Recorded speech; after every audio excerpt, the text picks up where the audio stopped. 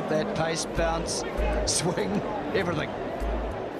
Wasim, now at the height of his powers, was confident to the point of being cocky, and he played the game as hard as anybody.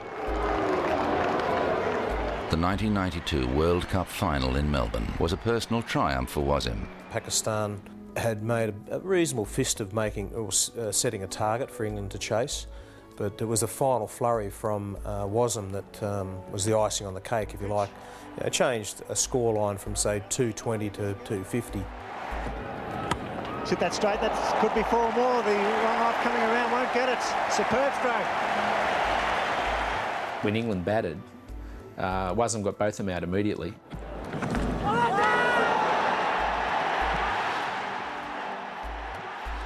And then came back in the middle order and knocked over Alan Lamb and then Chris Lewis with 2 fantastic deliveries. What a great delivery, left arm round the wicket. Alan Lamb has been cleaned up. Subtract Lewis from that list. Wasim Akram is on a hat-trick. It's 2 of the best balls that you ever want to see, and particularly the World Cup final. There's no bigger moment to produce your best, and he was capable of doing that. This was one of the great match-winning performances you've ever seen. Pakistan could easily have tried to contain England at the time. Well, Imran and Wasim Akram didn't do that. They decided to bowl them out.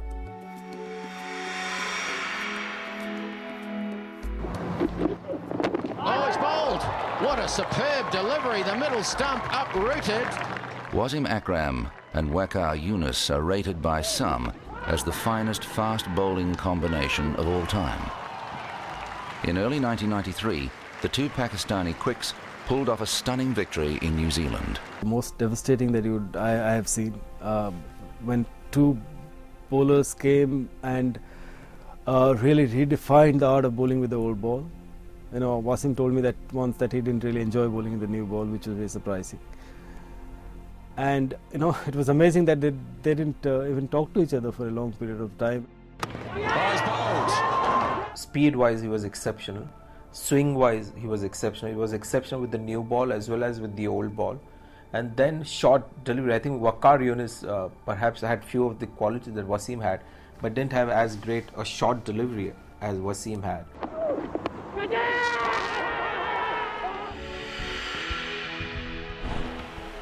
Shortly after the New Zealand Test, Wasim replaced Javed Miandad as Pakistani captain. His incumbency began badly. Within a few months, Wasim's first stint as captain was over. They change captains, every strange cycle of the moon, don't they? But when he's been in charge, they've been a very competitive unit. He's been captain of Pakistan 3 or 4 times. It depends who's in charge in the administration as to who they pick as their captain. 93, I remember Javed Miandad got sacked as a captain, and I was 24 years old. No prior experience of captaining any side, even in first class level. And of course you can't refuse it. I said I'll take it. But I was too young. I made some mistake. I was under pressure on the West Indies tour. My vice captain was Waqar Younis, one of the greatest bowlers of all time, but he was also very young and naive. He never was on time on the tour. I used to get frustrated. Javed Miandad, Ramiz Raja, the senior players, Salim Malik, they were hardly any help at the time. The intricacies of Pakistani cricket politics meant the captaincy changed hands throughout the late 90s. Wasim became captain for a 4th time in 1998, as Pakistan enjoyed a successful year. When I became captain again, I was much calmer. I knew how to look after the individuals. Every individual was same. I have to treat them according to their mental strength. That's what I picked up after 96. So that's why our team was very successful.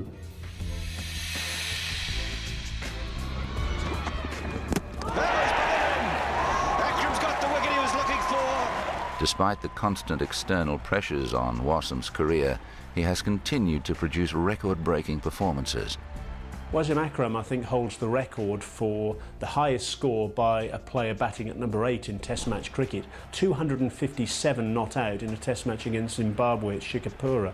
That really was an outstanding achievement. Plenty of sixes in that innings. But you look at his record as a bowler as well. A couple of hat-tricks in 1998-99. I think he's taken 3 wickets in an over. He's taken 4 wickets in 5 balls. And he's played county cricket for a decade for Lancashire and been an absolute god at Old Trafford.